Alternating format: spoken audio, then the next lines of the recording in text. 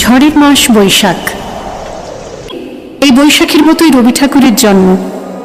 সোনার আশ্বিনে নয়, হিমের রাতের অঘ্রাণে নয়, ফুল রাঙানো ফাগুনে নয়, এই খর ক্ষিপ্র বৈশাখেই তাঁর জন্ম। এই খ্যাপা বৈশাখের গৈরিক তিলক দিয়ে সাজানো তার জন্মদিনের ললাট। বৈশাখে প্রকৃতির নতুন জন্ম, আমাদেরও নতুন জন্ম এই বৈশাখে, 25শে বৈশাখে, রবি ঠাকুরের জন্মদিনে। দেখতে হয় না ক্যালেন্ডার, জিজ্ঞেস করতে হয় না তারিখটা কবে, আগে থেকে বুকের মধ্যে সাড়া উঠি 25শে বৈশাখ আসছে, রবি ঠাকুরের জন্মদিন। বছরে একটা দিনের জন্য তারা নতুন হয়ে যায়। চারপাশে নীলে লালে সবুজে হলুদে রঙিন ফুলের আলপনা, মাঝখানে খয়েরি রঙের সুতোয় রোজ দুপুরের না ঘুমানো চোখে কাজের ক্লান্ত অবসরে বোনা হয়ে চলেছে সেই 4টি লাইন। উদয়ের পথে শুনিকার বাণী, ভয় নাই ওরে ভয় নাই, নিঃশেষে প্রাণ যে করিবে দান, ক্ষয় নাই তার ক্ষয় নাই। শুধু কি সূচিকাজে?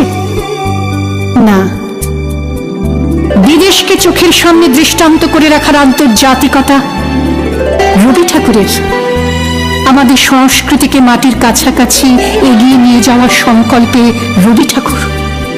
আমাদের সভ্যতাকে দানবের হাত থেকে ছিনিয়ে নেওয়ার সংগ্রামে রবি ঠাকুর। আকাশে মাটিতে মনে এত যে বৃষ্টি পড়ে, তার ছন্দ রবি ঠাকুরের। এত যে ফুল ফোটে, তার গন্ধ রবি ঠাকুরের। তাই প্রতিদিনই তার জন্ম, কোনো দিনই তার মৃত্যু নেই।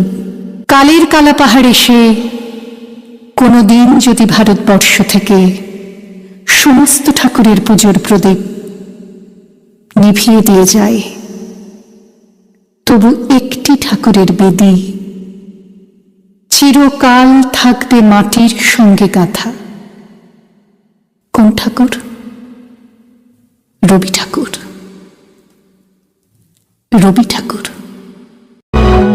আমার ভিতর বাহিরে অন্তরে অন্তরে আছো তুমি, হৃদয় জুড়ে আমার ভিতর বাহিরে অন্তরে অন্তরে আছো তুমি, হৃদয় জুড়ে।